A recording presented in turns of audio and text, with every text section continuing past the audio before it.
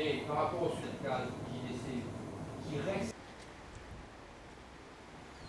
Dans les hauteurs de la ville de Saint-Pierre, sur l'île de la Réunion, des élèves pas comme les autres se rendent tous les jours à l'association solidaire de Sainte-Thérèse. Ils sont particuliers car ils ont entre 34 et 74 ans et souffrent d'illettrisme, comme plus de 120 000 Réunionnais. C'est une association à but humanitaire qui a été créée il y a donc bien plus de 4 ans, c'est-à-dire officiellement en janvier 2007. Et nous sommes situés en plein centre-ville de Saint-Pierre, dans une ancienne chapelle désaffectée qui appartient donc à la commune de Saint-Pierre, qui a bien voulu mettre à notre disposition cet endroit, chargé d'histoire d'ailleurs. C'est pour ça, c'est une des raisons pour lesquelles notre association s'appelle Sainte-Thérèse. C'est une ancienne chapelle qui a été érigée par les sœurs, les religieuses, il y a plus de 80 ans, je crois.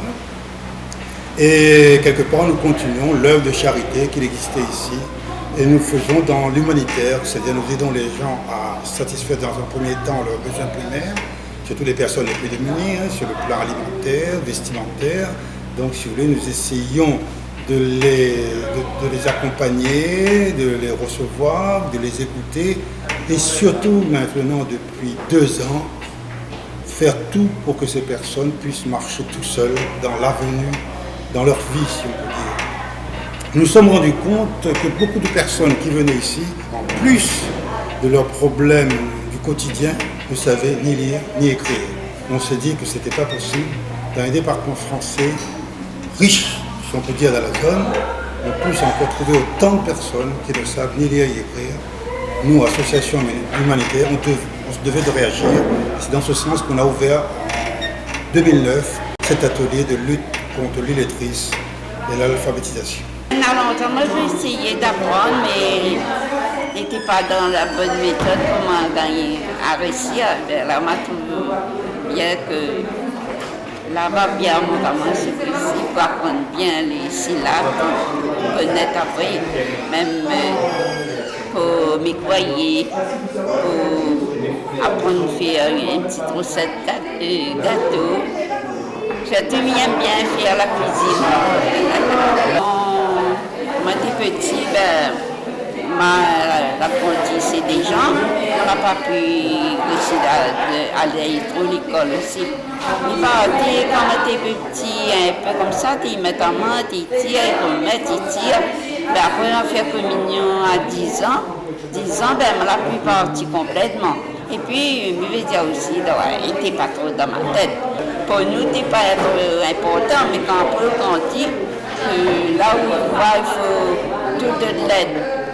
Vous pourrez donner quelqu'un ça, même pour tirer de l'argent à la banque. Il faut le monde connaît combien on en a, sur le ticket, et il faut comment on a ça. Et tandis que si vous connaissez les chiffres, vous connaissez les lettres, et puis quand vous arrivez c'est un commerçant, vous connaissez comment il faut regarder, ça il vaut tant, ça il vaut tant. Déjà bien pour comprendre par de vos propres moyens de vous-même. 21% d'illettrisme contre 9% en métropole. À La Réunion, le problème est pris très au sérieux. Un budget de 13 millions d'euros a été engagé. Valérie Bénard, vice-présidente de la région, est porteuse du projet de lutte contre l'illettrisme. Elle explique son plan d'action. On a donc signé une charte entre plusieurs acteurs, l'État, le Conseil général, la région. Cette charte a été signée en 2007 et donc à mi-parcours en 2010, on a choisi de la rénover, l'ouvrir à d'autres partenaires, que sont l'université par exemple, que sont aussi tout ce qui est au cas du monde professionnel, puisque des 110 000 personnes ne sont pas uniquement sans emploi ou ne sont pas jeunes ou moins jeunes, il y a un pourcentage de jeunes, un pourcentage de personnes à l'emploi.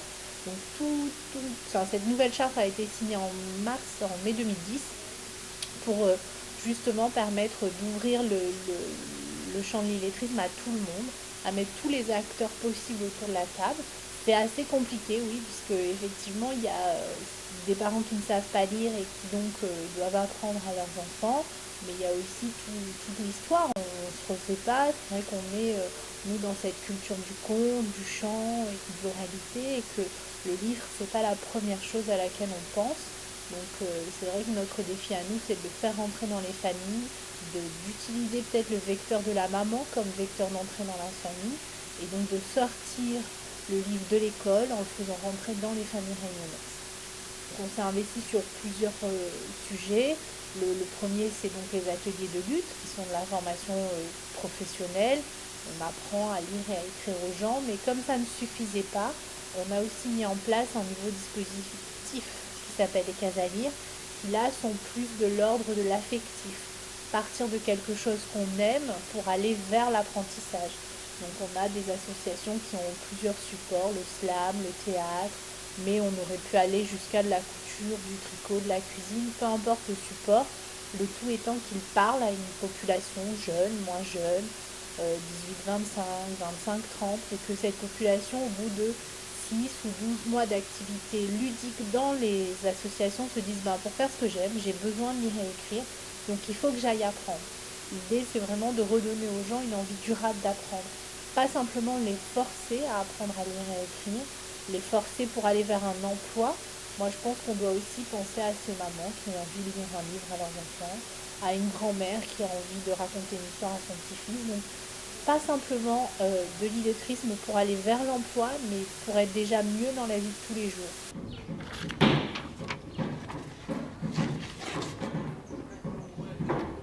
On fait un atelier pâte à sel pour que les publics puissent déjà avoir une première habitude à manipuler les matières, donc une approche de la sculpture. Mais surtout, ça va être sur le plan pédagogique, on va faire réaliser des alphabets. Bon là c'était les premiers, ils se sont essayés, on va les faire plus épais. Et on va réaliser les chiffres également, et puis comme ça après on travaille directement avec nos petites sculptures au lieu de prendre des papiers, du crayon. Beaucoup dans le manuel, dans la manipulation on va travailler sur les syllabes ensuite qu'on va peindre avec une certaine couleur, donc voilà, c'est le but. C'est un peu expérimental aussi. Hein, donc c'est pas des ateliers pour enfants, on reste quand même avec des adultes, mais voilà, comme on va faire de la marionnette géante après, c'est-à-dire qu'on va sculpter, c'est aussi une approche, attends Alix, c'est aussi une approche pour apprendre à sculpter, quoi, avoir l'aspect matière.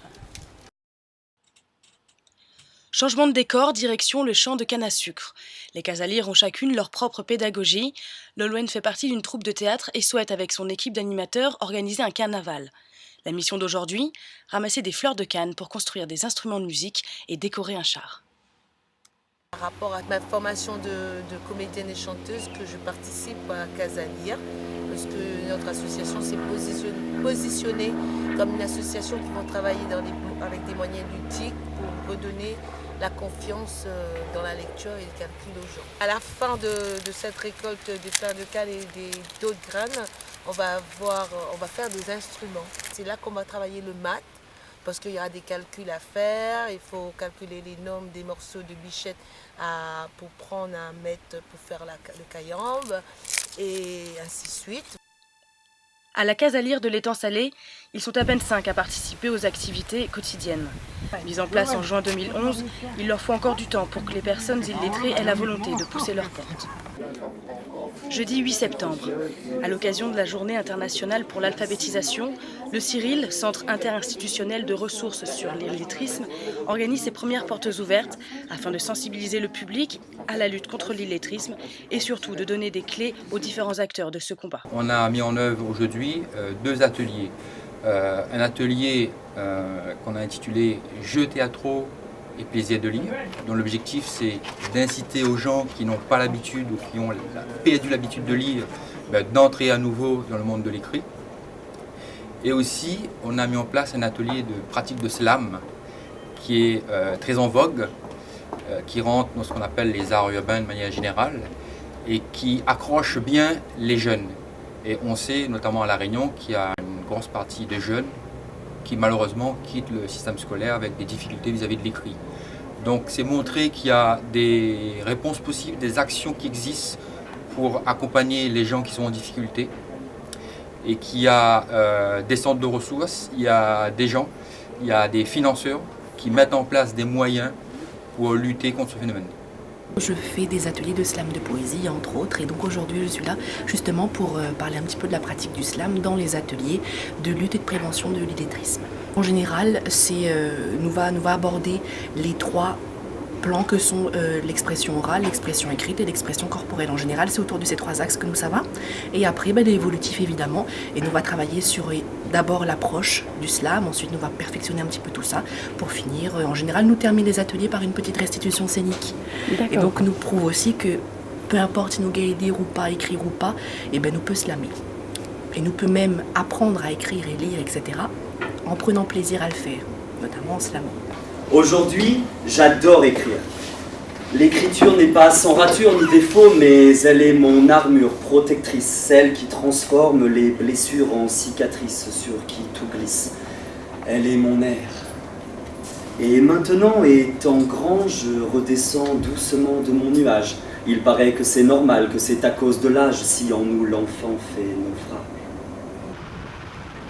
Retour sur les bancs d'école de l'association solidaire de Sainte-Thérèse. Ce jour-là, le cours est moins théorique puisqu'il s'agit d'apprendre à utiliser le téléphone portable. Toute la matinée aujourd'hui, on a fait une brève introduction sur l'utilisation des téléphones portables. D'accord. Comment envoyer des textos, comment en recevoir, s'ils ont été envoyés ou pas. On a appris à régler l'heure et la date. Et là, on va apprendre à se réveiller le matin pour venir à l'école. L'idée, c'est quand même d'utiliser quand même les mots. On joue avec les mots. C'est une partie plus, une pédagogie plus fun. Regardez, rester dans les cahiers, dans les exercices ou les dictionnaires. On va essayer des approches plus ludiques. Voilà, c'est ça le but. Alors, tiens. Voilà, alors toi tu as plein d'alarmes. Écrire, lire, compter sont des notions fondamentales dans les actes du quotidien. Associations ou encore Casa Lire, tous mobilisés pour lutter contre l'illettrisme à La Réunion. L'objectif de la région et de l'État, réduire de moitié le nombre d'illettrés d'ici 2015.